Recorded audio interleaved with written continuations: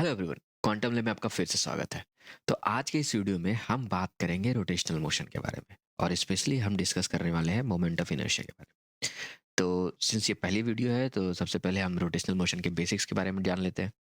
Rotational motion के बारे में जानने से पहले हम एक चीज डिस्कस कर लेते हैं कि रिजिड बॉडी के बारे में बात करते हैं। रिजिड बॉडी क्या होता है? देखो, कोई भी बॉडी, उसको हम रिजिड बॉडी तभी बोलेंगे जब उसमें किसी भी दो पार्टिकल के जो बीच का डिस्टेंस है ना, टाइम के साथ चेंज नहीं करेगा। इन दोनों के पास का जो डिस्टेंस है वो फिक्स रहेगा हमेशा। तब इसको बोलेंगे हम रिजिड बॉडी। क्या बोलेंगे? Rigid body. Rigid body is defined as a system of particle in which distance between each pair of particles remain constant. ठीक है, कोई दिक्कत? अब इसका एक और खासियत होती है कि अगर ये रिजिड बॉडी ना अगर मूव कर रही है तो इन दोनों के बीच का जो रिलेटिव मोशन होगा ना, रिलेटिव मोशन बिटवीन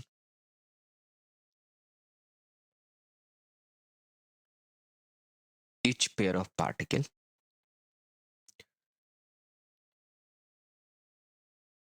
अगर इसके बारे में हम बात करेंगे ना, तो भी रिलेटिव क्या होगा? हमेशा जीरो होगा। राइट? या तो भी रिलेटिव जीरो होगा और जो दोनों पार्टिकल है ना एक दूसरे के रिस्पेक्ट में सर्कुलर मोशन में होंगे। Right? Particle can be in circular motion with respect to each other. Right? ये हो सकता है कि इसके रिस्पेक्ट में ये सर्कुलर मोशन में हो या इसके रिस्पेक्ट में ये सर्कुलर मोशन हो, लेकिन दोनों केसेस में ये बॉडी दोनों के बीच का जो डिस्टेंस है ना, ये सेम रहेगा। राइट? ये हो गया रिजिड बॉडी के बारे में। अब रिजिड बॉडी समझ में आने के बाद हम जानते हैं कि जब बॉडी मूव करती है तो हम तीन तरह के मोशन के बारे में बात कर रहे थे। क्या क्या होता है? प्योर ट्रांसलेशनल, इसको लीनियर मोशन भी कहते हैं, ट्रांसलेशनल, रोटेशनल और कॉम्बिनेशन ऑफ बोथ। जैसे कि फॉर एग्जांपल एक ये है ब्लॉक, ये स्ट्रेट मूव कर रहा है इधर, ये है एग्जांपल ट्रांसलेशनल मोशन का। Pure translational motion. Translational motion होता क्या है?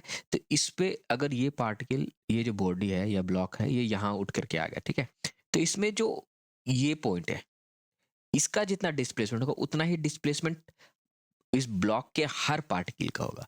इवन हर पार्टिकल की वेलोसिटी भी सेम होगी, एक्सेलरेशन भी सेम होगा। राइट? तो displacement would be same. Displacement ये क्या होगा? सेम। वेलोसिटी भी सबकी सेम ही होगी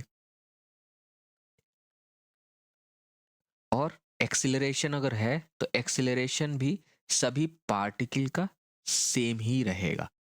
ये किसका एग्जांपल है? प्योर ट्रांसलेशनल मोशन का। ठीक है, अब प्योर रोटेशनल मोशन में क्या है? इसका एग्जांपल देखो, एक रॉड लिया हमने और ये इस एक्सिस के अबाउट ये रोटेट कर रहा है। तो इसमें क्या होता है? प्योर रोटेशनल मोशन में सभी की एंगुलर वेलोसिटी सेम होती है। क्या होती है? Angular velocity. मतलब सभी जो है पार्टिकल की एंगुलर वेलोसिटी हो सकता है सेम हो, एंगुलर वेलोसिटी सबकी सेम होगी, सभी पार्टिकल के एंगुलर एक्सेलरेशन सेम होगा अगर है तो। राइट? एंगुलर डिस्प्लेसमेंट सेम रहेगा।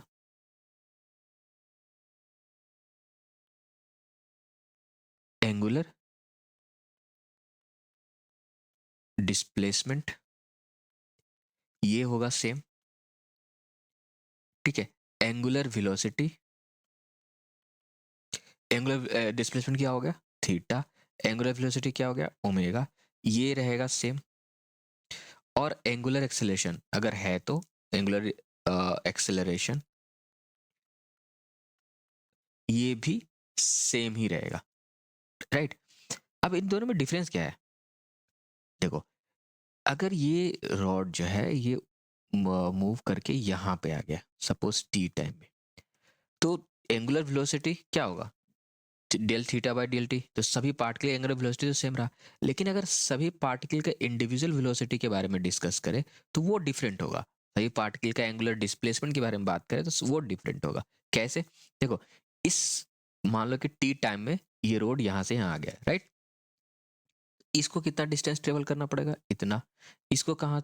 इसको ये इतना है, इसको इतना, और इसको ऑलमोस्ट इतना। मतलब ये एग्जैक्ट फिगर नहीं है, बट रिलेटिवली समझ लो कि यहाँ से यहाँ आने में इसको ज़्यादा डिस्टेंस ट्रेवल करना पड़ा उतना ही टाइम में, और उतना ही टाइम में ये पार्टिकल जो है वो यहाँ आ रहा है। दोनों की एंगुलर वेलोसिटी सेम है, लेकिन लीनियर वेलोसिटी या लीनियर स्पीड जो है वो कह सकते हैं कि दूर वाले पार्टिकल का ज़्यादा है, क्योंकि उस सेम टाइम में वो ज़्यादा डिस्टेंस कवर कर रहा है और ये सेम टाइम में कम डिस्टेंस कवर कर रहा है, राइट। तो इसमें क्या होता है, जो लीनियर स्पीड होती है सभी पार्टिकल की डिफरेंट होती है, ठीक है। ये हो गया प्योर रोटेशनल मोशन। और हमारे पास जो जनरल लाइफ में आता है, हमारे पास combination of translational and linear motion दोनों होता है। जैसे कि एक रोलिंग ऑफ टायर, ये टायर है या होता है ना व्हील, ये हो गया व्हील। ये क्या है, इसमें लीनियर मोशन भी है, सेंटर पार्ट के लिए लीनियर मोशन भी चल रहा है, मतलब ट्रांसलेशनल मोशन हो रहा है उसका। लेकिन सब जो आज के अराउंड जो पार्टिकल है इनके पास क्या हो रहा है, रोटेशनल मोशन भी हो रहा है। तो उनके पास एक वो उनका डिस्प्लेसमेंट इधर भी हो रहा है और ये रोटेट भी कर रहे हैं। तो ये कॉम्बिनेशन ऑफ ट्रांसलेशनल और रोटेशनल मोशन का हो गया कॉम्बिनेशन। कोई दिक्कत नहीं। अब प्योर ट्रांसलेशनल मोशन में हम बात करते हैं। प्योर ट्रांसलेशनल मोशन में हमने देखा था कि सबका वेलोसिटी सेम रहता है, सभी की वेलोसिटी सेम रहती है, सभी के डिस्प्लेसमेंट सेम रहता है, सभी का एक्सेलरेशन सेम होता है। अगर पार्टिकल का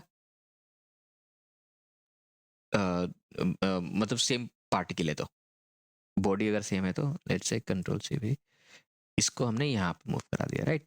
अब ये पार्टिकल जो है यहाँ उठ के आया है, ये पार्टिकल यहाँ उठ के आया है ना, ये यहाँ उठ के आया, ये अप्रोक्सीमेटली यहाँ पे और ये यहाँ पे। कोई दिक्कत। ये हो गया M1 M2 M3 M4 MN मान लेते हैं इसको, राइट। सभी का क्या है, वेलोसिटी सेम है। तो अगर हम इसकी एनर्जी की बात करें, अगर लेट्स से कि एनर्जी बात करें या मोमेंटम बात करें, मोमेंटम क्या होगा P। तो सबका इंडिविजुअल हम लिख सकते हैं M1 V1 plus M2 V2, right. अब सिंस V1 और V2 सबका सेम है, मतलब सबका वेलोसिटी क्या होगा, सेम रहेगा, तो हम लिख सकते हैं M1 plus M2 plus dot dot dot MN V, right. और ये सभी मास को जोड़ेंगे तो क्या आ जाएगा MV, है ना। तो ये हो गया टोटल मोमेंटम बॉडी का। अगर एनर्जी की बात करें, अगर काइनेटिक एनर्जी की बात करें, काइनेटिक एनर्जी, ठीक है, मूव कर रहा है, तो kinetic energy half M1 V² plus half M2 V² plus dot dot dot half MN V²। यहाँ भी क्या होगा, हम V²/2 को कॉमन ले लें तो क्या आ जाएगा M1 plus M2 plus dot dot dot MN, है ना। ये भी आ जाएगा हमारे पास क्या, half total mass V², right. तो यहाँ पे हमारे पास क्या होगा, सभी का पूरी बॉडी का जो एनर्जी है, काइनेटिक एनर्जी, हम सभी का इंडिविजुअल निकालने की वजह से बजाय हम टोटल मास को ही एक ही स्पीड के स्क्वायर से मल्टीप्लाई कर दें तो काइनेटिक एनर्जी आ जाएगा, राइट। ये हो गया हमारा काइनेटिक एनर्जी। कोई दिक्कत। अब हम रोटेशनल में बात करते हैं एक बार। रोटेशनल में हमारे पास क्या था, अगर एक बॉडी है,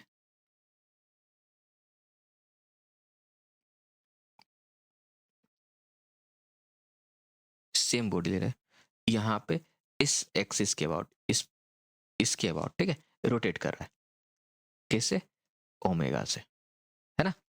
तो इसको हमने माना M1 M2 M3, ये ले लिया हमने MN, है ना। इसका यहाँ से यहाँ डिस्टेंस R1 पोजिशन वेक्टर, इसका ले लिया हमने R2, इसका R3, इसका RN, ठीक है। इसके रिस्पेक्ट में अगर हम इस केस में इसका काइनेटिक एनर्जी निकालें तो कितना होगा, रोटेशनल हो रहा है ना। तो क्या होगा हमारे पास, अगर हम काइनेटिक एनर्जी इसकी निकालें, काइनेटिक एनर्जी बराबर क्या होगा, half M1 V1² plus half M2 V2² plus dot dot dot, kinetic energy V² होता है, और हमें पता है कि V इज इक्वल्स टू क्या होता है, ओमेगा R। अब V1 की जगह पे हम क्या लिख सकते हैं, half M1 omega R1² plus half M2 omega R2², है ना। ये कितना होगा, यहाँ पे हम कॉमन ले सकते हैं ओमेगा स्क्वायर, यहाँ ओमेगा स्क्वायर आ जाएगा तो इसको ओमेगा स्क्वायर को हम कॉमन ले लेंगे बाहर, राइट। और हमारे पास क्या आ गया, m1 r1 square plus m2 r2 square plus dot dot dot mn rn square, right. ये इसको अगर हम मान लेते हैं थोड़ी देर के लिए, इसको हम आई कर लेते हैं, लिख लें आई, तो ये क्या आ जाएगा हमारे पास, हाफ आई ओमेगा स्क्वायर। ये कुछ जाना पहचाना एक्सप्रेशन नहीं लग रहा, अभी हमने देखा था ना काइनेटिक एनर्जी क्या होता है, हाफ एम भी स्क्वायर, और यहाँ पे क्या है, यहाँ पे था हाफ, ये है मास ऑफ द बॉडी और ये है linear speed of the body का स्क्वायर। यहाँ पे काइनेटिक एनर्जी कितना हो रहा है, हाफ आई ओमेगा, ओमेगा क्या, एंगुलर स्पीड का स्क्वायर। तो ये जो आ रहा है ये मास की जगह पे आ रहा है, अगर एंगुलर मतलब रोटेशनल देखे तो ये मास मास के पोजीशन को फिल कर रहा है ना। इस आई जो टर्म लिया हमने इसको कहते हैं moment of inertia, moment of inertia, क्या कहते हैं इसको, मोमेंट ऑफ इनर्शिया, ठीक है। मोमेंट ऑफ इनर्शिया कितना होता है, एम आर स्क्वायर, और सभी को ऐड कर रहे थे, m one r one square plus M2 R2 square, मतलब हर एक पार्टिकल का m1 mass into r square, r क्या है, जिस एक्सिस ऑफ रोटेशन से हम एक्सिस ले रहे हैं वहां से डिस्टेंस उसका, जिस पार्टिकल का, ठीक है, कोई दिक्कत। ये हो गया मोमेंट ऑफ इनर्शिया। अब अगर हम डेफिनेशन से बात करें तो जिस तरह से मोमेंट ऑफ इनर्शिया को अगर हमको डिफाइन करना हो, तो जिस तरह से लीनियर मोशन में मास का पोजीशन है, उसी तरह से रोटेशनल मोशन में मोमेंट ऑफ इनर्शिया का रोल होता है। जैसे कि ज़्यादा मास होगा तो बॉडी को मूव कराना तो डिफिकल्ट होता है, साथ ही साथ अगर बॉडी मूव कर रही है तो बॉडी को रोकना मुश्किल होगा अगर मास ज़्यादा है। उसी तरह से मास कम है तो बॉडी को मूव करना आसान होगा और साथ साथ बॉडी को रोकना भी, मूविंग बॉडी को रोकना भी आसान होगा। उसी तरह से रोटेशनल मोशन में अगर किसी बॉडी का आई ज़्यादा है तो उसको रोटेट स्टार्ट करना, रोटेशन प्रोवाइड करना, ठीक है, वो डिफिकल्ट होगा। साथ ही साथ अगर बॉडी रोटेट कर रही है और आई ज़्यादा है तो उसको रोकना, उसको रोटेशन को रोकना उतना ज़्यादा मुश्किल होगा, है ना। अगर आई का वैल्यू कम है तो उसको रोटेट स्टार्ट कराना, रोटेशन स्टार्ट कराना आसान होगा, और रोटेट कर रहा है तो उसको रोकना भी आसान होगा, कोई दिक्कत नहीं। तो यहीं पे आता है moment of inertia gives the measurement of resistance of a body to change in its rotational motion, ठीक है। दूसरा होता है if body is at rest the larger the moment of inertia of a body, the more difficult it is to put that body into rotational motion.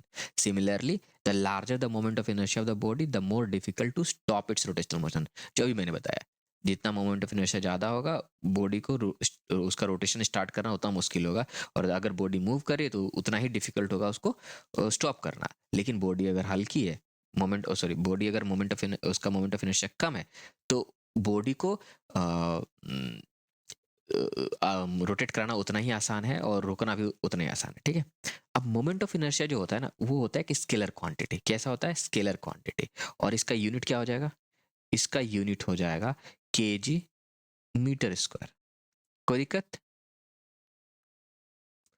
अब बात करते हैं moment of inertia. Moment of inertia depend किस पे करता है, तो अभी हमने देखा था, ये हो गया मान लो एक्सिस रोटेशन, ये हो गया बॉडी, और यहाँ पे इसका m1, तो आई इज इक्वल टू हमने क्या लिखा था, m1 या एम आर स्क्वायर, ठीक है। तो मोमेंट ऑफ इनर्शिया डिपेंड करता है सबसे पहले तो डेंसिटी ऑफ द मटेरियल। अगर ये कंटिन्यूस बॉडी है तो डेंसिटी बॉडी का कितना डेंसिटी है, मतलब बेसिकली वो मास के बारे में बात हो रहा है कि बॉडी का कितना मास है, बॉडी हैवी कितना है, राइट, ये उस पर डिपेंड करता है। दूसरा है कि मास डिस्ट्रीब्यूशन मतलब कि बॉडी अगर कंटिन्यूस बॉडी है तो उसमें मास जो है कैसे डिस्ट्रीब्यूटेड है through out the body. Basically हम इस आर के बारे में बात कर रहे हैं, राइट। अगर मास नज़दीक है, हैवी है और नज़दीक है तो आई का वैल्यू कम होगा, और मास कम है लेकिन दूर में है तो आई का वैल्यू ज़्यादा होगा, है ना। साथ ही साथ एक्सिस ऑफ रोटेशन पे भी डिपेंड करेगा, किस एक्सिस पे है, कि एक्सिस वर्टिकल है, हॉरिजॉन्टल है, बॉडी के लाइन है, उस पर डिपेंड करेगा। तो ये तीन चीज़ें हैं जिन पे हमारा मोमेंट ऑफ इनर्शिया डिपेंड करता है, राइट। अब हम बात करते हैं moment of inertia of system of particle. जैसे कि एग्जांपल लेते हैं,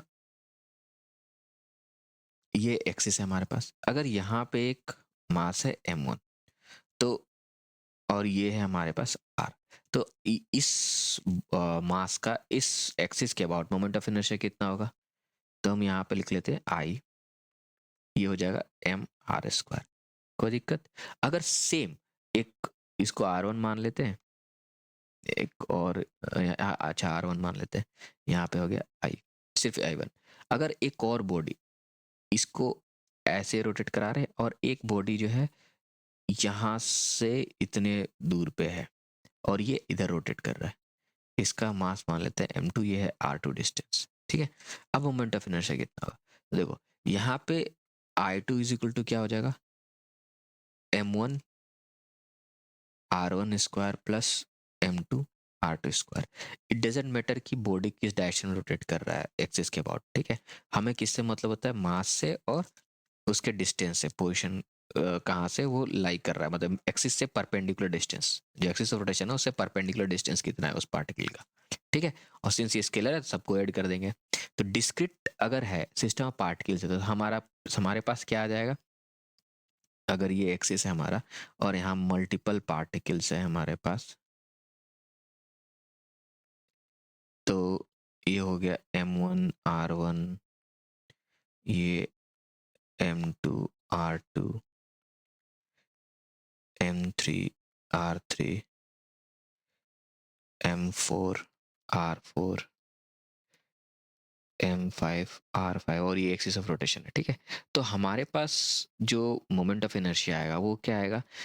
I would be equals to m1 r1 square plus m2 r2 square plus dot dot dot m5 r5 square, right.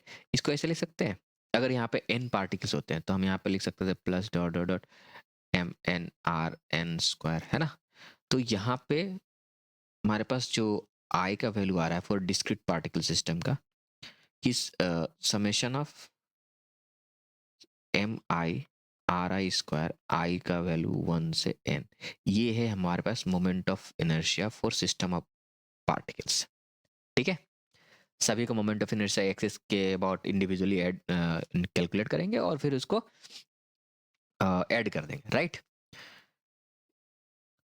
अब इसी में बेसिक क्वेश्चन देख लेते हैं, जैसे कि यहाँ पे बोला गया क्या? Two heavy particles having mass m1 and m2 are situated in a plane perpendicular to line AB, perpendicular to line AB, इस ये m1 एंड m2 है, AB line AB at a distance r1 and r1 r2 AB से respectively. सबसे पहले हमें find करना है कि what is the moment of inertia of system about axis AB। अब समझो AB के अबाउट मोमेंट ऑफ इनर्शिया कितना होगा? तो अगर 1 में बात करें तो I क्या होगा? m1 r1 square plus m2 r2 square. कोई दिक्कत नहीं। दूसरा क्वेश्चन क्या कह रहा है? What is the moment of inertia of the system about an axis passing through m1, right, and perpendicular to the line joining m1 and m2। Basically वो CD axis के अबाउट पूरे सिस्टम का moment of inertia निकालना है। अब यहाँ पे एक बात समझो, जो हम ये R ले रहे थे या R1 R2 ले रहे थे, वो किससे ले रहा था? फॉर्मूला में जो ये हमारा I है, I equals to M R square, ये R क्या है? It this R is the distance, ये हमारा एक्सिस है, एक्सिस से एम, एक्सिस से जो डिस्टेंस है परपेंडिकुलर डिस्टेंस उस पार्टिकल उस मास का, वो है R, है ना। तो अगर हम यहाँ पे I निकालना चाहें तो फर्स्ट पार्टिकल के लिए यही एक्सिस हो गया, तो इसके लिए जो R का वैल्यू होगा वो क्या हो जाएगा? 0, क्योंकि वो तो एक्सिस पे ही है ना। और इस वाले पार्टिकल के बीच का डिस्टेंस क्या है इस एक्सिस से? R1 प्लस R2, तो ये क्या हो जाएगा? M2 R1 प्लस R2 का स्क्वायर। समझ में आई बात? और थर्ड क्या है हमारे पास? थर्ड क्वेश्चन ये क्लियर हो गया ना। थर्ड क्या है? What is the moment of inertia of the system about an axis passing through m1 and m2। Basically इस एक्सिस के अबाउट मोमेंट ऑफ इनर्शिया कितना होगा? अब देखो यहाँ पे सिंस दोनों पार्टिकल जो है वो एक्सिस पे ही लाई कर रहे हैं, तो दोनों के लिए जो r का वैल्यू होगा वो 0 होगा, क्योंकि वो एक्सिस पे ही है। एक्सिस से परपेंडिकुलर डिस्टेंस उनका क्या आ जाएगा? 0 आ जाएगा। तो यहाँ पे जो I आएगा वो आएगा 0। अब इस क्वेश्चन से हमने क्या क्या सीखा? सबसे पहले तो हमने सीखा कि मोमेंट ऑफ इनर्शिया अगर पार्टिकल्स दे रखे हैं, मल्टीपल पार्टिकल्स, तो हम कैसे कैलकुलेट करेंगे? तो एक्सिस से सभी पार्टिकल्स का इंडिविजुअल परपेंडिकुलर डिस्टेंस कैलकुलेट करेंगे और फिर m1r1 square plus m2r2 square करके सबको ऐड कर देंगे, ठीक है, इरिस्पेक्टिव कि उनका रोटेशन कैसा है। ये हो गया, ये पहले क्वेश्चन में था। दूसरा था कि अगर पार्टिकल एक्सिस पे लाई करेगा तो मोमेंट ऑफ इनर्शिया कैलकुलेट करेंगे, तो वहां पे मैंने बताया कि आर जो हम लेते हैं वो क्या होता है, वो होता है पर उस पार्टिकल या उस मास का एक्सिस ऑफ रोटेशन से परपेंडिकुलर डिस्टेंस, है ना। यहाँ पे एक्सिस ऑफ रोटेशन से परपेंडिकुलर डिस्टेंस कितना था, m1 का 0, लेकिन m2 का r1 प्लस r2, इसलिए ये आ गया। और थर्ड में सिंस दोनों पार्टिकल इस एक्सिस पे लाई कर रहे हैं तो दोनों का जो परपेंडिकुलर डिस्टेंस है एक्सिस से वो 0 हो जाएगा, क्योंकि दोनों लाई कर रहे हैं एक्सिस पे ही, है ना। तो यहाँ पे मोमेंट ऑफ इनर्शिया कितना हो गया, 0। कोई दिक्कत, ठीक है। अब एक और क्वेश्चन देख लेते हैं। जैसे इस क्वेश्चन देखो, इस क्वेश्चन में जैसे कि ये हमारा है y एक्सिस, ये है x एक्सिस और ये है z एक्सिस, ठीक है। और ये क्यूब है जिसका साइड है a, साइड क्या है a, और सभी वर्टिसेस पे मास रखा हुआ है m।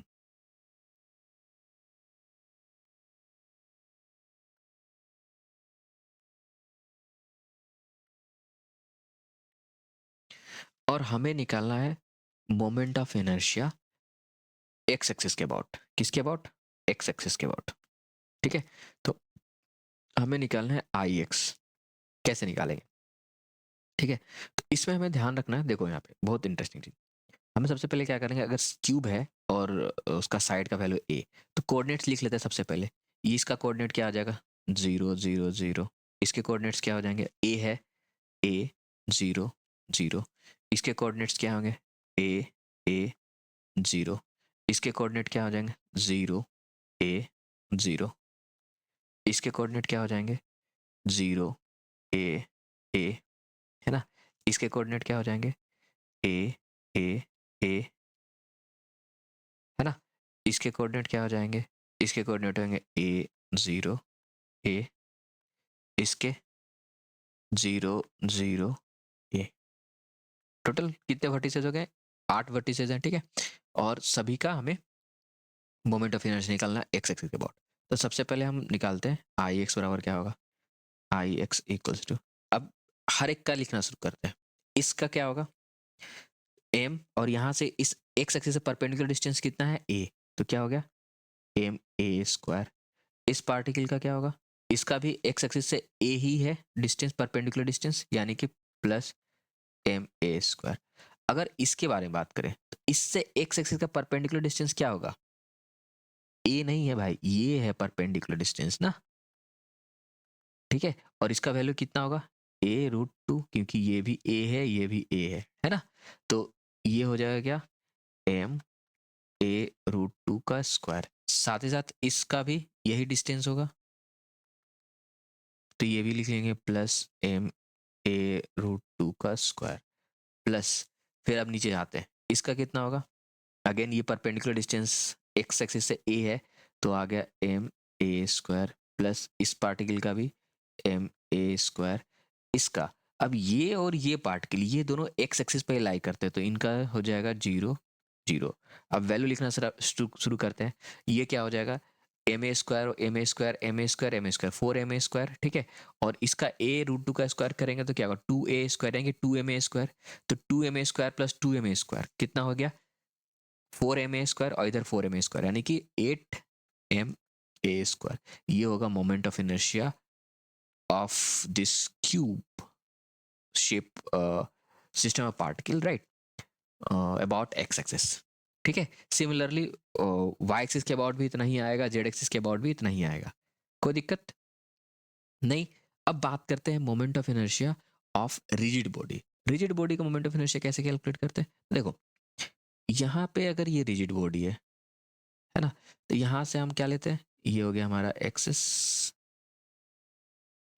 ये हो गया एक्स एक्सिस, ये वाई एक्सिस, है ना। इसके अबाउट अगर हम मोमेंट ऑफ इनर्शिया निकालें तो यहाँ से एक छोटा सा हम डीएम मास लेते हैं, कितना मास है डीएम, और ये हो जाएगा आर, इसका इस एक्सिस से परपेंडिकुलर डिस्टेंस, तो हमारे पास हो जाएगा d I is equals to d M R square और इसका इंटीग्रेशन, ठीक है, ये है मोमेंट ऑफ इनर्शिया कैलकुलेट करने का तरीका कंटिन्यूस बॉडी के लिए। कोई दिक्कत नहीं? तो हम क्या करते हैं, अभी कंटिन्यूस बॉडी पढ़ेंगे। टोटल हम ना 11 कंटिन्यूस बॉडीज के बारे में बात करेंगे। कैसे? Uniform rod, rectangular plate, regular ring, circular ring, uniform circular disc, hollow cylinder, hollow cone, hollow sphere, solid sphere and triangular plate. In total 11 जो हमारा रेगुलर शेप रिजिड बॉडीज है, उनके बारे में, उनका मोमेंट ऑफ इनर्शिया हम calculate करेंगे। ठीक है, तो सबसे पहले हम बात करते हैं यूनिफॉर्म रोड के बारे में। तो यूनिफॉर्म रोड में ना हम अभी फिलहाल दो केसेस पढ़ेंगे। केस वन, राइट, इसको यहाँ पे कर लेते हैं।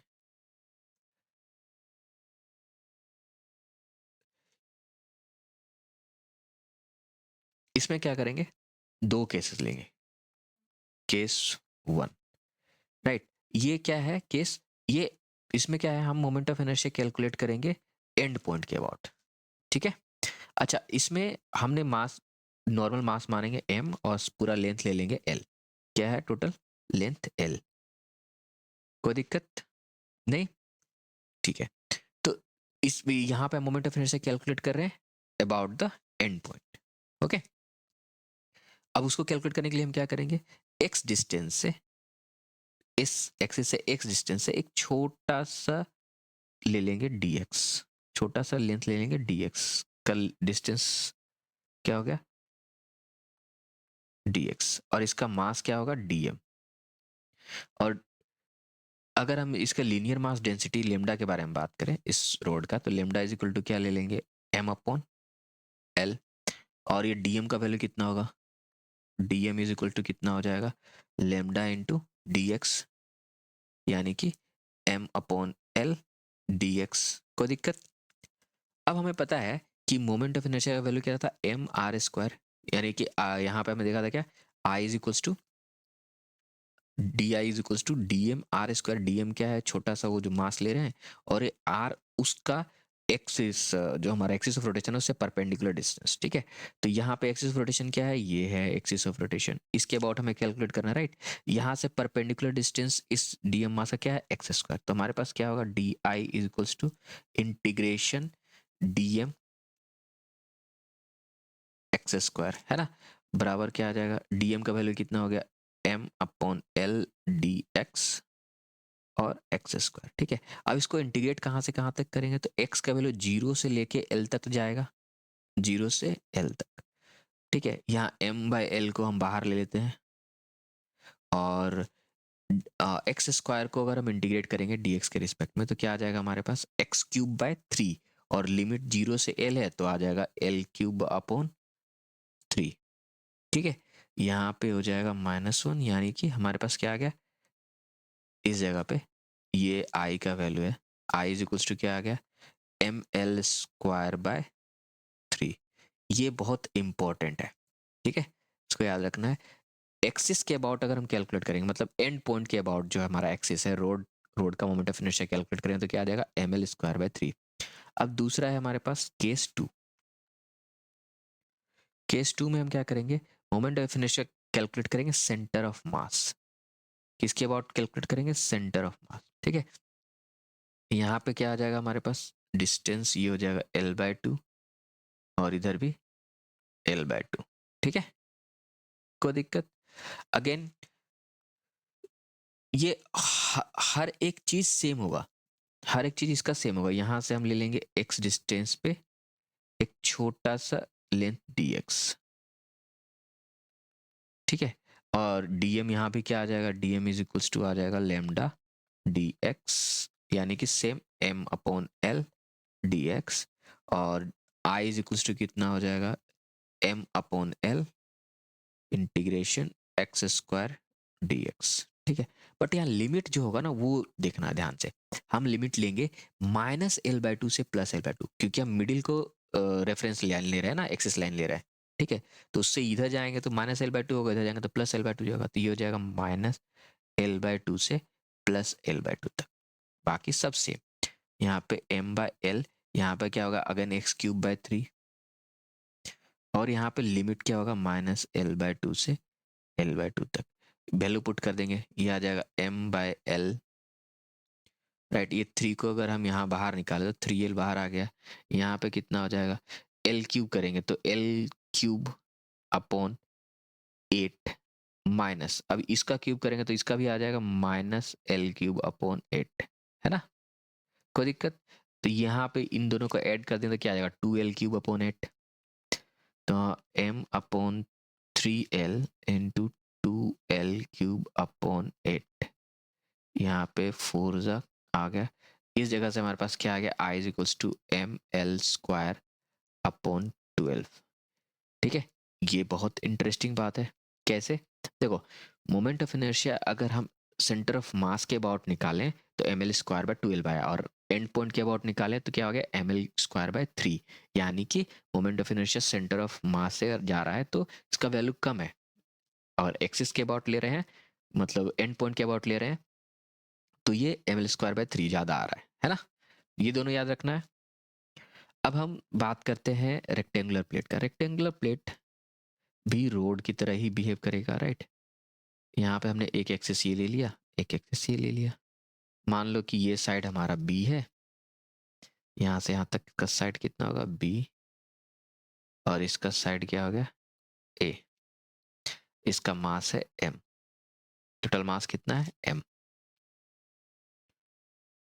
तो इसको अब कैसे सॉल्व करेंगे, इसके लिए हम सेम लॉजिक लगाएंगे। क्या कर लेंगे हम, इसका पहले हम सरफेस मास डेंसिटी कैलकुलेट करेंगे। ये हो जाएगा total mass m divide by total surface area, यानी कि ए इंटू बी। क्लियर।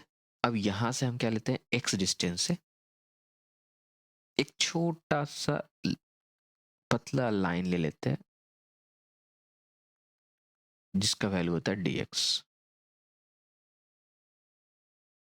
ठीक है, तो सिग्मा इंटू ये आ गया, यहाँ पे हम क्या करेंगे, dm, इसका जो मास है ये क्या आ जाएगा हमारे पास, dm का सिग्मा इंटू डी ए, और डी ए का वैल्यू कितना हो जाएगा, यहाँ पे अगर डी ए कैलकुलेट करें, ये जो स्मॉल सरफेस है इसका एरिया, तो ये क्या हो जाएगा, a इंटू डी एक्स, है ना। तो d M is equal to sigma m upon a b into a d x, ये ए कैंसिल हो गया, तो m d x upon b, m d x upon b. कोई दिक्कत यहाँ पे। अब पता है मोमेंट ऑफ इनर्शिया जो कैलकुलेट करेंगे वो कैसे कैलकुलेट करते हैं, मोमेंट ऑफ इनर्शिया अगर हमें कैलकुलेट करना है तो क्या करेंगे हम, आई इज इक्वल्स टू क्या होगा, इंटीग्रेशन डी एम, और यहाँ से यहाँ का जो डिस्टेंस है उसका एक्स स्क्वायर, यानी कि एक्स स्क्वायर करेंगे, और लिमिट कहाँ से कहाँ तक लेंगे, तो लिमिट लेंगे 0 से b तक, 0 से b तक। अब यहाँ पे इसको इंटीग्रेट करते हैं, 0 से b, dm का वैल्यू कितना है, m dx अपॉन b, और यहाँ आ गया x square, m upon b again, m upon b, और यहाँ पे क्या है, यहाँ इसको इंटीग्रेट करेंगे हमारे पास, तो ये आ जाएगा एक्स, ये एक्स स्क्वायर डी एक्स 0 से b तक आएगा कितना, ये हो गया m अपॉन b, और इसका एक्स क्यूब बाय 3, यानी कि b क्यूब बाय 3, ये b यहाँ पे माइनस होना जाएगा, क्या हो जाएगा हमारे पास, i का जो वैल्यू आ गया वो क्या आ गया, एम बी स्क्वायर अपॉन 3। ठीक है, कोई दिक्कत। ये सिमिलर है रोड की तरह नहीं, रोड का भी एम एल स्क्वायर अपॉन 3 आया था, तो ये भी एक तरह से रोड, यानी रेक्टेंगुलर प्लेट जो है उसका जो मोमेंट ऑफ इनर्शिया है रोड की तरह ही है। M m b square upon 3 हमने क्या लिया है, इसके इस एक्सिस के अबाउट, अगर हमने ये मान लो I1 ले लिया, इसी तरह से हम अगर इस एक्सिस के अबाउट I2 कैलकुलेट करें तो I2 का वैल्यू कितना आ जाएगा, ये हमने I1 ले लिया तो I2 का वैल्यू कितना होगा, एम ए स्क्वायर अपॉन 3। ठीक है, सिमिलरली, कोई दिक्कत नहीं, आगे बढ़े। ये तो था rectangular road, uniform road and rectangular plate का। अब बात करते हैं रिंग के बारे में। तो इसमें जो रिंग में ना हम 3 केसेस देख रहे हैं, केस 1, केस 2, केस 3। पहले तो समझे, यहाँ पे यहाँ से अगर हम कोई भी छोटा सा डीएम ले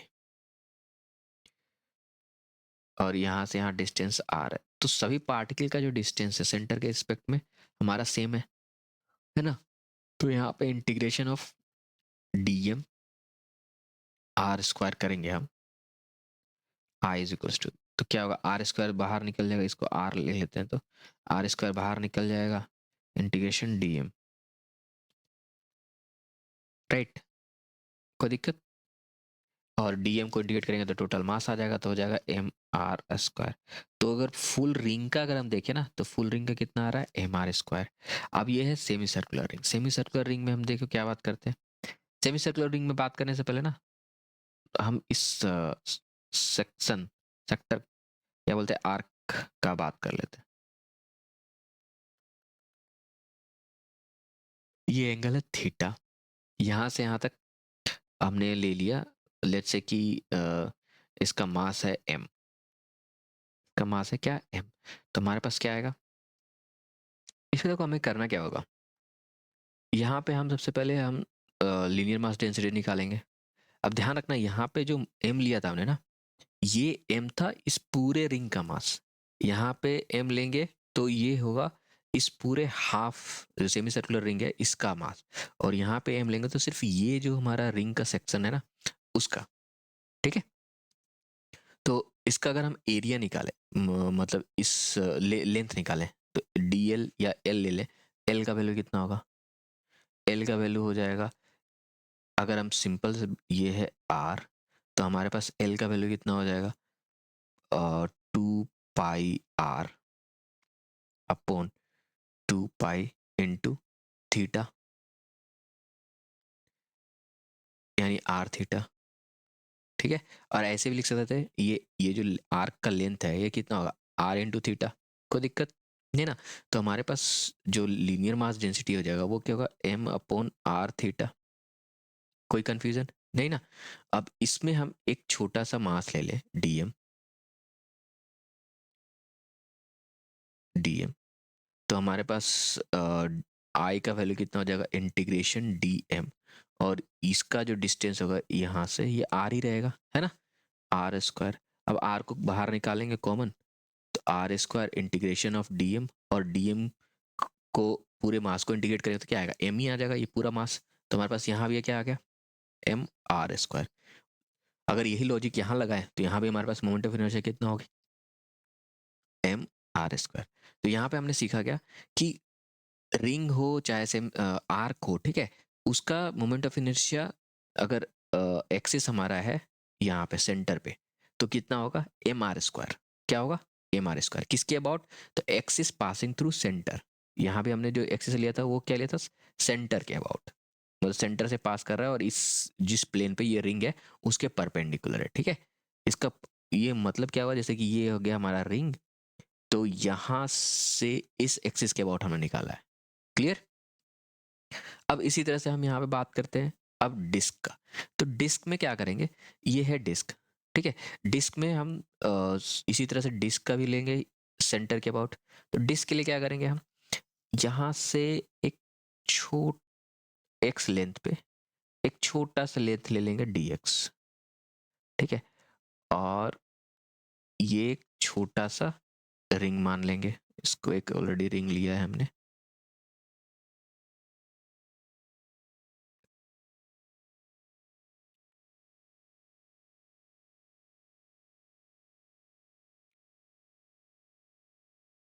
ये नहीं आ रहा, यहाँ पे एक छोटा सा एक्स डिस्टेंस पे, एक मिनट इसको सही से कर लेते हैं। यहाँ से एक छोटा सा, इसको ड्रॉ करना पड़ेगा हल्का सा। यहाँ से हमने क्या लिया, एक्स डिस्टेंस पे एक छोटा सा लेंथ ले लिया डी एक्स, ठीक है। अब ये जो शेडेड पार्ट है ना, ये क्या है, एक रिंग के शेप का है ना।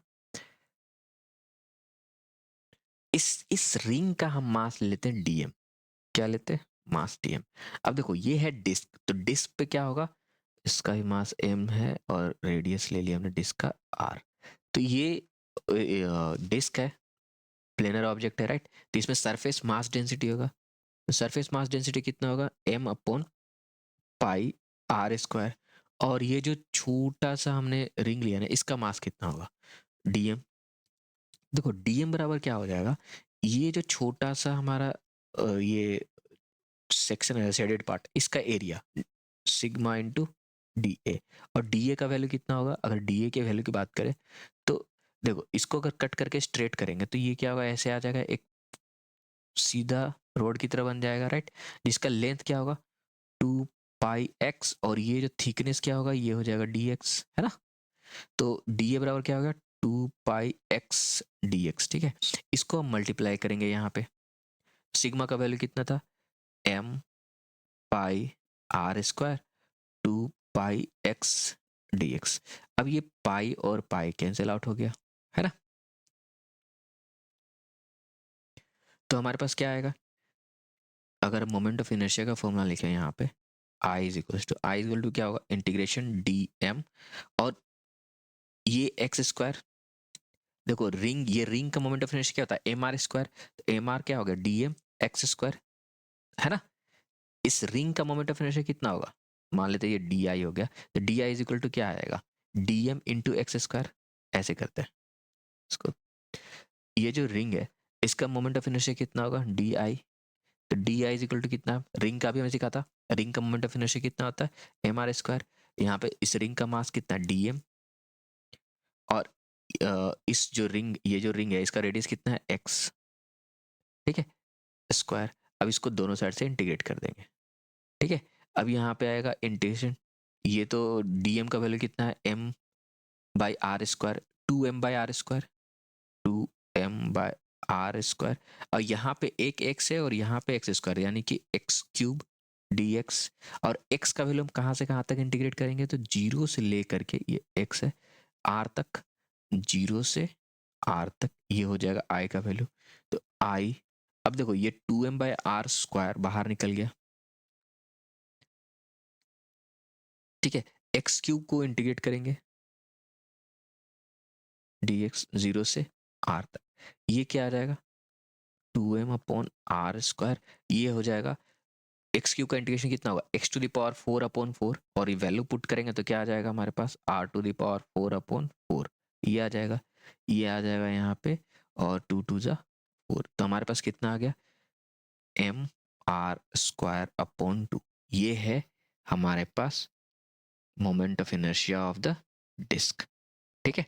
अगेन ये जो डिस्क का हमने मोमेंट ऑफ इनर्शिया निकाला है, ये अगर डिस्क है तो किसके अबाउट निकाला है, इस एक्सिस के अबाउट, ये है आर, ठीक है। इस तरह से एक एक्सिस जो उसके सेंटर से पास कर रहा है, ठीक है। कोई दिक्कत, कहीं से कोई कंफ्यूजन। अब हम बात करते हैं, ये डिस्क है, डिस्क का अगर सेक्टर भी ले लेंगे हम इसी तरह से, डिस्क का अगर हम एक सेक्टर ले लें, ठीक है, अगर ऐसे करके डिस्क का सेक्टर ले लें,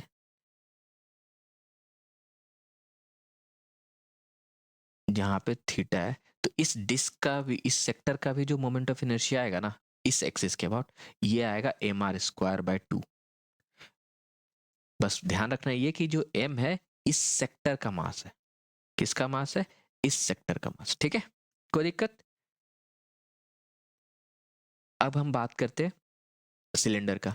अब सिलेंडर देखो, सिलेंडर में है क्या, सिलेंडर भी, ये हमने ले लिया हॉलो सिलेंडर, ये जो सिलेंडर है ये सॉलिड सिलेंडर, लेट से ये हो गया सॉलिड सिलेंडर, और ये है हॉलो सिलेंडर। सॉलिड सिलेंडर, अब इनका भी हम मोमेंट ऑफ इनर्शिया किसके अबाउट निकालेंगे, हम एक्सिस के अबाउट। तो देखो इसमें भी क्या है, सिलेंडर बेसिकली ऐसा नहीं लग रहा कि ये डिस्क को ही, डिस्क का थिकनेस बढ़ा दिए, है ना। कहीं भी जब डिस्क का हमने कैलकुलेट किया तो कहीं भी इसके थिकनेस के बारे में हमने बात किया है नहीं ना।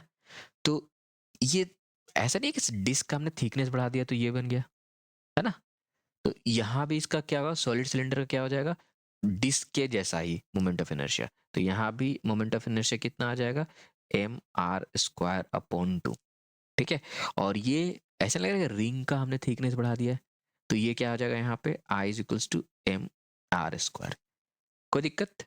तो होलो सिलेंडर का क्या होता है mr², और सॉलिड सिलेंडर का कितना होता है mr²/2, कोई प्रॉब्लम। अब हम बात करते हैं होलो कोन के बारे में, होलो कोन, ठीक है। ये कोन है जिसका, जो कि होलो है। तो इसको कैलकुलेट करने के लिए हम क्या करते हैं, इसका लेंथ ले लिया हमने L और इसका मास है M, टोटल मास, और इसका यहाँ से बेस का रेडियस हमने R ले लिया।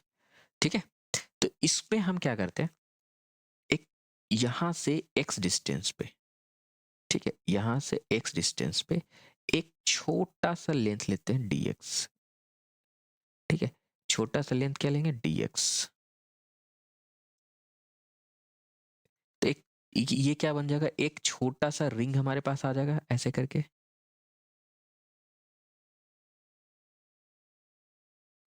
है ना, जिसका रेडियस कितना होगा यहाँ पे, ये होगा इसका स्मॉल r, इसका रेडियस होगा। ठीक है, और इसका थिकनेस क्या हो जाएगा, dx, मतलब साइड ये हो गया थिकनेस dx, और इसका रेडियस क्या हो गया r।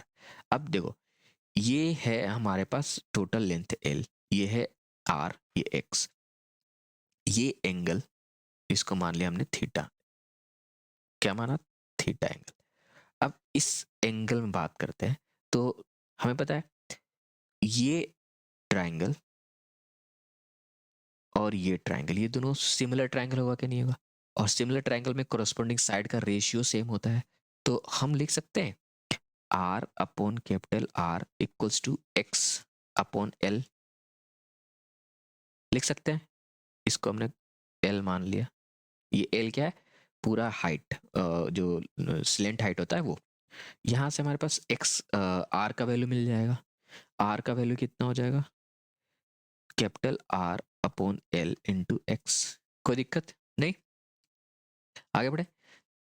अगर हम अब इस रिंग के बारे में बात करते हैं, तो इस रिंग का मोमेंट ऑफ इनर्शिया कितना होगा, इस जो रिंग है इसका मोमेंट ऑफ इनर्शिया इस एक्सिस के अबाउट, तो आई हमारे पास क्या आएगा, डी आई बराबर, अच्छा एक और चीज, सबसे पहले हम इसका सरफेस मास, क्योंकि ये होलोस कोन है तो सरफेस मास डेंसिटी कैलकुलेट करेंगे। तो सरफेस मास डेंसिटी कितना होगा, total mass upon total surface area. इसका सरफेस एरिया कितना होगा, तो पाई आर एल होता है, पाई आर एल, यहाँ पे एल ले लिया हमने ये।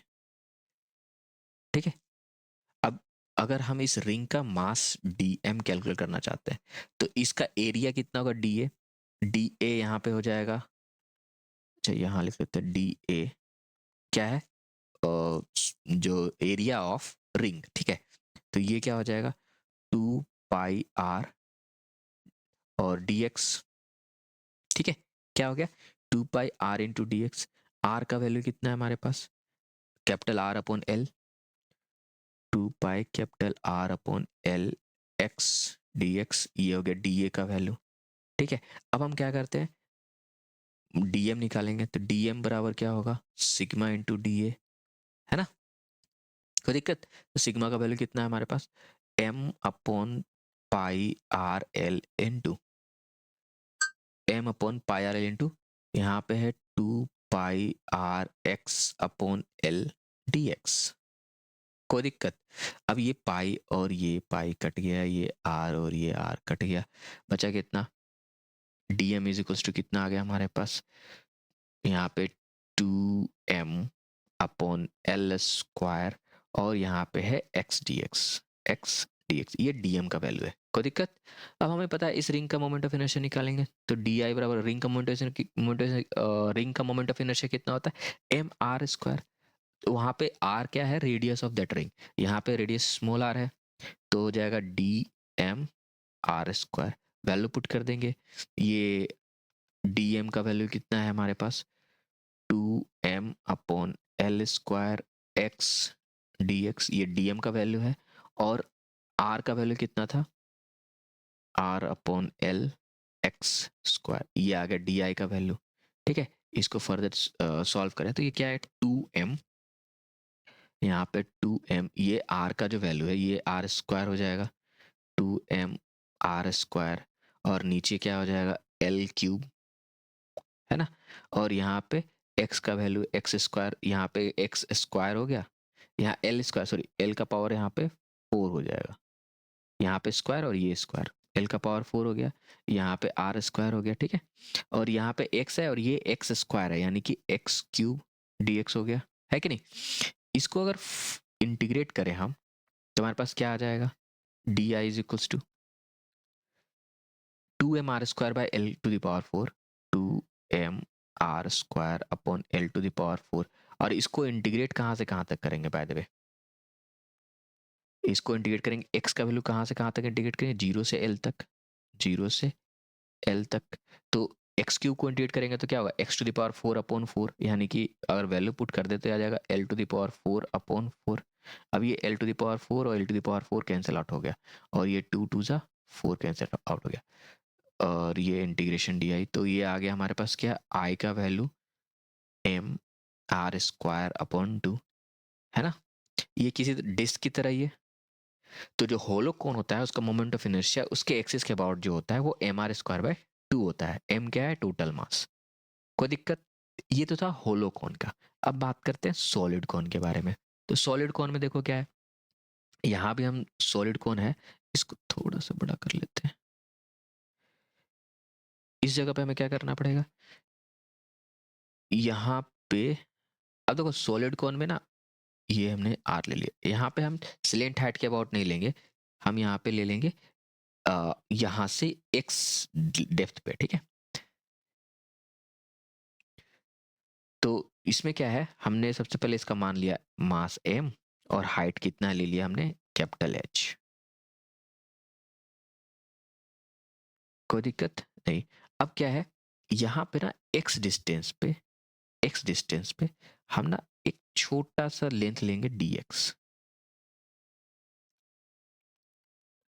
अब ये dx ये जो आएगा ये एक सर्कुलर डिस्क की तरह आएगा। अगर इसकी बात करें हम, तो ये कैसा होगा? ऐसा करके एक डिस्क बनेगा, है ना? जिसका रेडियस होगा क्या? अगर हमने मान लिया r, इसका रेडियस हो गया r। कोई दिक्कत नहीं। अगेन यहाँ पे ये साइड, ये जो वैल्यू है ये r हो गया यहाँ से यहाँ तक का, और ये हाइट हो गया x, ठीक है? तो अगर हम दिस ट्राइंगल, इस ट्राइंगल और इस ट्राइंगल में अगर हम कंपेयर करें तो हमारे पास क्या आएगा? x/h इज इक्वल्स टू कितना आएगा? Small r/ capital R। और यहाँ से हमारे पास r का वैल्यू मिल जाएगा, r इज इक्वल टू कितना होगा? कैपिटल R/h इंटू एक्स, है ना? अब हमें पता है इसका, अगर हम क्या होता है, डेंसिटी कैलकुलेट करें तो डेंसिटी कितना होगा? Total mass by volume of the solid कौन, वॉल्यूम क्या होगा? तो 1/3 पाई r²h ये होता है, जिसको फर्दर लिखेंगे तो कैसे लिख सकते हैं? 3m/पाई r²h लिख सकते हैं, है ना? ये क्या होगा? डेंसिटी। और इसका वॉल्यूम कितना होगा? तो इस डिस्क का जो वॉल्यूम होगा, इसका डिस्क का वॉल्यूम कितना होगा? ये है इसका एरिया इनटू दिस थिकनेस, तो डी वी कितना हो जाएगा? πr² इंटू डी एक्स, है ना? Pi small r into D x, ये डी वी का वैल्यू हो गया। और r का वैल्यू कितना है हमारे पास? r/h x²dx। फर्दर सॉल्व करें तो ये हो जाएगा πr²/h² x² ये हो गया dv का वैल्यू, है ना? इसको फर्दर अगर हम dm का वैल्यू निकाल दो, dm बराबर कितना हो जाएगा? ये हो जाएगा rho into d V. That means rho का वैल्यू कितना था? 3m/πr²h, और dv का वैल्यू कितना है? πr²x²dx/h², है ना? ये πr² कैंसिल आउट हो गया, तो हमारे पास जो dm का वैल्यू आया वो क्या आया? dm का वैल्यू आया 3m/ ये h³ हो जाएगा, h³, और यहाँ पे है x²dx। अब हमें पता है डिस्क का, अगर हम निकालें ये जो डिस्क है इसका moment of inertia D I calculate करें तो ये क्या आएगा? हमें पता है डी डिस्क का moment of inertia mass into उसका रेडियस स्क्वायर mr² / 2, यानी कि dm आर स्क्वायर अपॉन 2 ये होगा। अब इसको इंटीग्रेट करेंगे, ठीक है। तो उससे पहले हम इसका वैल्यू लिख लेते हैं। तो डी एम का जो वैल्यू है वो क्या है, डी एम का वैल्यू हमारे पास है 3m upon h cube x square d x. और आर स्क्वायर का वैल्यू कितना हो जाएगा, तो आर स्क्वायर का वैल्यू होगा r square upon H square into x square, ठीक है। इसको हमें इंटीग्रेट करना है। और ये जो वेरिएबल हमारा क्या है, एक्स डी एक्स है। तो डी एक्स को हम कहाँ से कहाँ तक इंटीग्रेट करेंगे, तो डी एक्स को इंटीग्रेट करेंगे हम जीरो से लेके, मतलब ये जो एक्स को इंटीग्रेट कर रहे हैं, एक्स का वैल्यू कहाँ से कहाँ तक है, जीरो से लेकर के पूरा हाइट एच तक, तो जीरो से एच तक, है ना। अब यहाँ पे जो कांस्टेंट पार्ट है उसको बाहर निकाल लेते हैं। तो ये 3m r² बाहर हो गया, 3m r², और नीचे कितना है h3, और यहाँ h⁵, और यहाँ बचा कितना है x square into x square x⁴ D x. इसको इंटीग्रेट करेंगे जीरो से h तक, ठीक है। ये हो गया i का वैल्यू। अब यहाँ पे अगर हम इसको इंटीग्रेट करें तो बेसिकली कितना होगा x⁵ यानी कि वैल्यू पुट कर देंगे तो हमारे पास कितना आ जाएगा 3m r² अपॉन h⁵, और ये आ जाएगा h⁵ है ना। ये कैंसिल आउट हो गया। तो हमारे पास जो i का वैल्यू यहाँ पे आया 3/5m r², ये है सॉलिड कोन का। कोई दिक्कत? अच्छा, एक चीज यहाँ पे रह गया है। तो यहाँ पे ना 2 भी था, तो इस जगह पे 1/2 हमें मल्टीप्लाई करना पड़ेगा सभी जगह पे। तो यहाँ पे 2 आएगा, नीचे भी 2 रहेगा, और यहाँ 5 2 से कितना हो जाएगा 10। तो इसको हम ऐसे लिख सकते हैं 3/10, ठीक है। तो हमारे पास वैल्यू कितना आ गया, मोमेंट ऑफ इनर्शिया सॉलिड कोन का 3/10, ठीक है।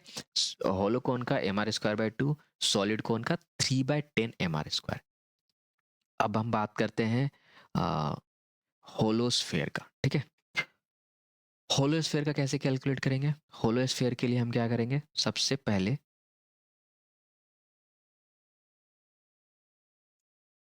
सेंटर से मिलते हैं यहाँ पे। अब देखो ये है हमारा सेंटर, यहाँ से क्या है हमें निकालना है, क्या है पर एक्सिस के अबाउट, तो हम ये एक्सिस ले रहे हैं, ठीक है। यहाँ से हम ना, ये हो गया थीटा डिस्टेंस पे, ये थीटा डिस्टेंस पे एक छोटा सा साइड ले लेते हैं, डी थीटा। क्या माना हमने, डी थीटा, ठीक है। अब ये क्या है, इस जगह पे एक रिंग बनेगा ऐसे करके, है ना। बनेगा कि नहीं बनेगा, ऐसा करके एक रिंग बना होगा, है कोई दिक्कत। इसको एक बार में ना ये कर देते हैं, ये हमारा रिंग बना होगा, ये रिंग, समझ में आ रही बात। अब ये थीटा है, तो इसका जो वैल्यू होगा, ये इसका रेडियस स्मॉल आर हो गया रेडियस, और इसका जो थिकनेस होगा, थिकनेस क्या लेंगे, तो ये जो थीटा है और ये रेडियस है आर, इसका हमने मान लिया टोटल मास एम है, तो ये क्या हो जाएगा R D theta, R D theta, ये थिकनेस हो गया इसका, ठीक है। तो सबसे पहले हम क्या कैलकुलेट करते हैं, सो डेंसिटी। और सिंस होलोस्फेयर है तो सरफेस मास डेंसिटी होगा, तो mass upon total surface area, mass upon total surface area निकालेंगे तो क्या आ जाएगा 4πr², है ना। और इसका एरिया कितना होगा रिंग का, तो d a is equal to कितना हो जाएगा 2πr, 2π स्मॉल आर, ठीक है। 2πr इंटू ये जो आर डी थीटा है, आर डी थीटा, ठीक है। अच्छा, आर का जो वैल्यू होगा वो क्या है, ये कैपिटल आर है, तो आर का वैल्यू क्या है यहाँ पे, अगर यहाँ पे आर इज इक्वल टू लिखना पड़े तो आर कॉस थीटा, ठीक है। तो यहाँ पे आ जाएगा 2π और ये हो गया are cos theta into r d theta, which means 2 pi r square cos theta d theta. ये हो गया डी ए का वैल्यू. ठीक है. अगर हम डी एम निकालना चाहें तो d M is equal to कितना होगा, surface mass density into d A, which means surface mass density कितना है, M upon 4 pi are square, और डी ए का वैल्यू कितना आया था, 2 pi are square cos theta D theta, है ना. अब ये टू पाई यहाँ पे 2 टाइम्स में चला गया, ये आर स्क्वायर चला गया, तो हमारे पास बचा क्या, m cos theta D theta upon 2. ये है डीएम का वैल्यू. ठीक है. अब ये रिंग है, डीएम का वैल्यू निकल गया.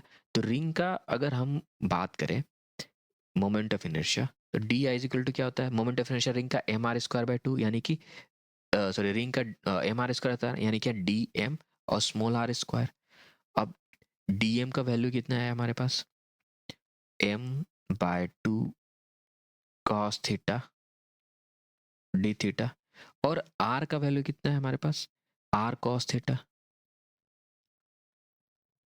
इसका स्क्वायर कॉस स्क्वायर थीटा. कोई दिक्कत. ये हो गया डी आई, दोनों साइड में इंटीग्रेशन डालेंगे हम. और एक बात समझो, ये हमारे पास क्या आ गया, M are square by 2 integration cos theta और cos square theta D theta. ये आ रहा वैल्यू, है ना.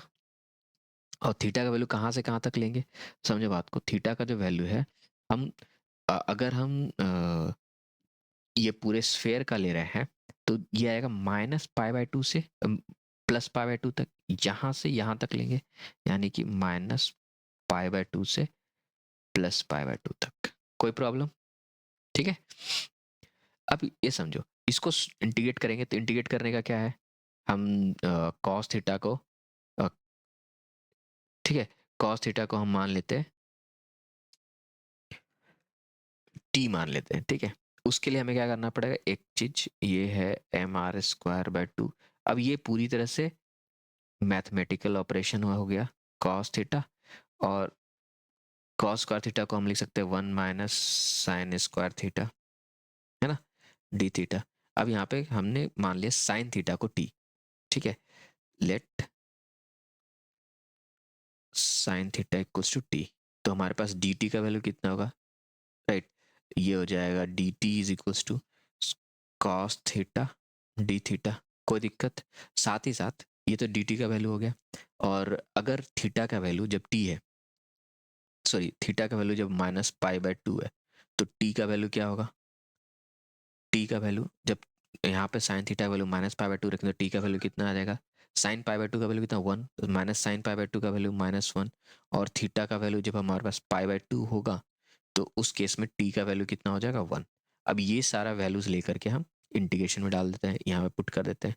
तो हमारे पास क्या हो जाएगा, I is equals to M R square by 2, और इंटीग्रेशन -1 से 1 तक, और ये है 1 minus T square, 1 minus T square, और कॉस थीटा डी थीटा कितना हो गया, डी टी.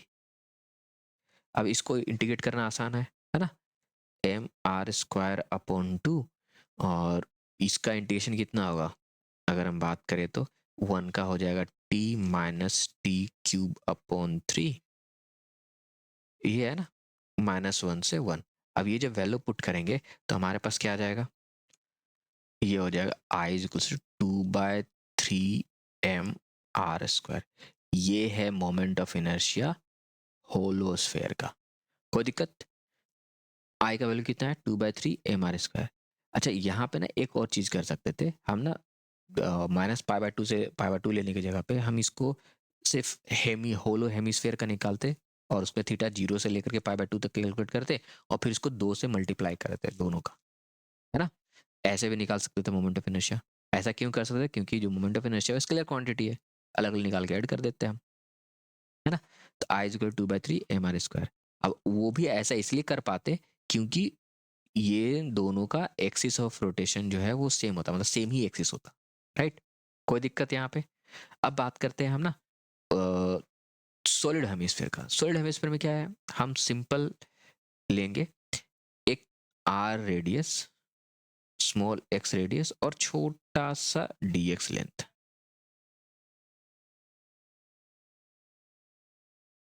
इससे क्या हमें मिल जाएगा, एक होलोस्फीयर मिल जाएगा,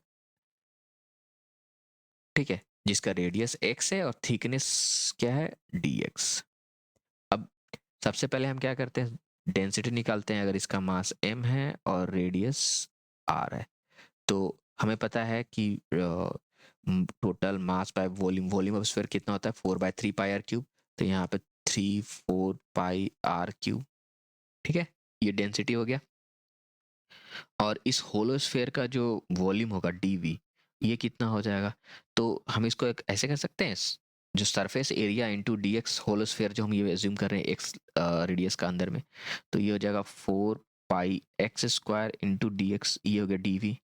अगर हम इसका dm निकालना चाहें तो क्या आएगा, मतलब इस जो हमारे पास जो सेल बन रहा है या होलोस्फीयर बन रहा है, इसका dm मास ले लेते हैं, dm, ये हो जाएगा रो इंटू dv, है ना। अब ये आएगा कितना, रो का वैल्यू कितना है हमारे पास, 3m/4πr³, और इसको मल्टीप्लाई करेंगे 4πx² से, ठीक है। अब ये 4π कैंसिल आउट हो गया, बचेगा कितना हमारे पास, अगर हम आगे ले तो हमारे पास dm का वैल्यू कितना आ गया, 3, ये 4π और ये 4π हमारे पास कट गया है, ठीक है। तो 3m/r³, 3m/r³ और x² dx, 3m/r³ x² into dx, ये dm का वैल्यू है। अब हमें पता है कि ये जो होलोस्फीयर है, इसका जो मोमेंट ऑफ इनर्शिया निकालेंगे, ये कितना होता है होलोस्फीयर का, अभी हमने देखा था 2/3 mr², राइट। तो यहाँ पे क्या है, dm, और r के जगह पे क्या होगा, x², 2/3, dm का वैल्यू कितना है, 3m/r³ x² dx into x², है ना। अब इसमें हम क्या कर लिख सकते हैं, ये 3 कट कैंसिल आउट हो गया, तो बचा कितना, 2m/r³, ये हो जाएगा x⁴ dx, ये हो गया di का वैल्यू। अब इसको इंटीग्रेट कर देंगे कहाँ से कहाँ तक, तो इंटीग्रेट करेंगे 0 से r तक, x का वैल्यू कहाँ से कहाँ तक लाई करेगा, 0 से r तक, ये हो जाएगा 0 से i। अब i का वैल्यू कितना हो गया, 2m/r³, और ये x का जो वैल्यू है, इसको x⁴ को इंटीग्रेट करेंगे dx से, तो क्या आएगा, x⁵5/5, और वैल्यू पुट कर देंगे तो हमारे पास हो जाएगा r⁵5/5। ये यहाँ पे -3 हो गया, तो बचा कितना, 2/5 mr², ये हो गया i। ये किसका मोमेंट ऑफ इनर्शिया हो गया, सॉलिड स्फीयर का, ठीक है, कोई दिक्कत। अब बात करते हैं moment of inertia of triangular plate, ठीक है। इसमें क्या है, ये हमने ले लिया एक ट्रायंगुलर प्लेट है, जिसका हाइट है h, ये हमने h ले लिया, ठीक है, और इसका लेंथ है l, यहाँ से यहाँ तक, ओके, और इसका मास हमने माना।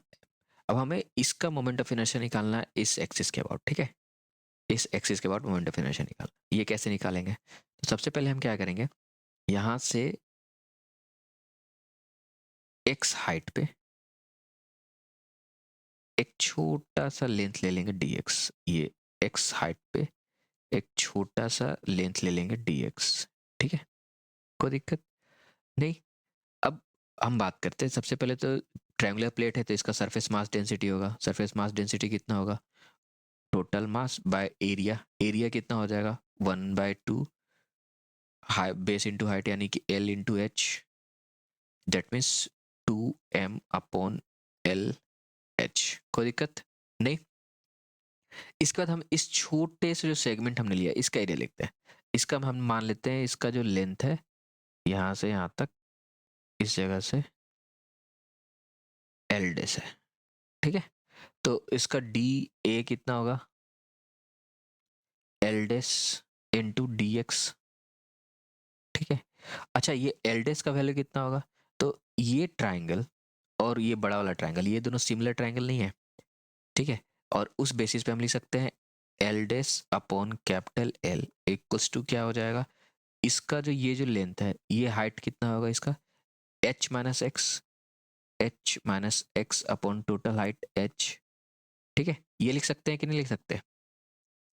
और यहाँ से हम, हमारे पास एल डेस का वैल्यू आ जाएगा, L dash is equal to क्या हो गया, H minus X upon H into L. कोई दिक्कत नहीं ना? आगे बढ़ते हैं। ये वैल्यू हम यहाँ पुट कर देते हैं डी ए वाले पार्ट में। तो डी ए का वैल्यू कितना आ जाएगा, एल डेस की जगह पे हम लिख सकते हैं L upon H into H minus x. अब हमें डी एम निकालना होगा, डी एम का वैल्यू कितना होगा, तो डी एम हो जाएगा सिग्मा इंटू डी ए, और सिग्मा का वैल्यू हमने क्या ले रखा है, two M upon L into H ये है, और मल्टीप्लाई करेंगे किससे, डी ए से, डी ए का वैल्यू कितना है, L upon H into H minus x. यहाँ से ये एल और एल कैंसिल आउट हो जाएगा, ठीक है। बचा कितना हमारे पास, डी एम का वैल्यू, तो two M upon H square into H minus X. कोई दिक्कत नहीं ना? अब हमें निकालना है मोमेंट ऑफ इनर्शिया। अब ध्यान दो, इस एक्सिस के अबाउट इस छोटे से रोड का मोमेंट ऑफ इनर्शिया कितना होगा, डी आई, ये हो जाएगा D M into x square, यही होगा ना। और यहाँ पे डी एम का वैल्यू अगर हम पुट करते हैं तो क्या आ जाएगा, two M upon H square into H minus X, और यहाँ पे डी एक्स भी था ना, एल डेक्स डी एम, यहाँ पे हो जाएगा डी एक्स, और यहाँ भी रहेगा डी एक्स, इस जगह भी आएगा डी एक्स। तो ये डी एक्स इंटू यहाँ पे हमारे पास है एक्स स्क्वायर। अब इसको सही से लिखे तो हमारे पास क्या आ जाएगा, two M upon H square, ठीक है। और यहाँ पे आ गया एच, एक्स स्क्वायर है, तो H x square minus x cube D x, ये हो गया डी आई का वैल्यू। अब इसको इंटीग्रेट कर देते हैं। अब x का वैल्यू कहाँ से कहाँ तक इंटीग्रेट करेंगे, तो जीरो से लेकर के h तक, जीरो से h तक इंटीग्रेट करेंगे, तो ये two M upon H square, ये कितना हो जाएगा, यह हो जाएगा H X cube upon three, और वैल्यू पुट कर देंगे, पहले ऐसे लिख सकते हैं H X cube upon three minus X to the power four upon four, value कहाँ से कहाँ तक, जीरो से एच तक। अगर ये हम वैल्यू पुट करें तो कितना आएगा, देखो ये हो जाएगा एच, यहाँ पे एच का वैल्यू पुट करें तो H three, H cube into H, यानी H to the power four upon three minus H to the power four upon four, है ना। अब यहाँ पे आएगा, ये हो जाएगा one by three minus H four को कॉमन ले लेते हैं पहले, two M H to the power four upon H square, और यहाँ पे आएगा one by three minus one by four, which means four minus three upon four three is 12, ठीक है। ये यहाँ पे कैंसिल आउट हो गया, मतलब फोर में से टू सब्ट्रैक्ट हो जाएगा, तो बचेगा क्या था, two M H square upon 12। तो हमारे पास जो आई का वैल्यू यहाँ पे आ रहा है वो क्या आ रहा है, two M H square upon, अच्छा यहाँ पे ये इसको कैंसिल आउट कर सकते हैं, तो बचेगा कितना, इसको सब्ट्रैक्ट कर लेते हैं, एम एच स्क्वायर आ जाएगा हमारे पास M H square upon six, है ना। ये है moment of inertia of triangular plate about an axis, जो कि साइड्स के अलाइन जा रहा है, ठीक है। कोई दिक्कत नहीं? तो आज की इस वीडियो में इतना ही। नेक्स्ट वीडियो में हम ना एक्सिस थ्योरम पढ़ेंगे, ठीक है। पर पैरेलल एक्सिस थ्योरम है, परपेंडिकुलर एक्सिस थ्योरम पढ़ेंगे, ठीक है। कोई दिक्कत?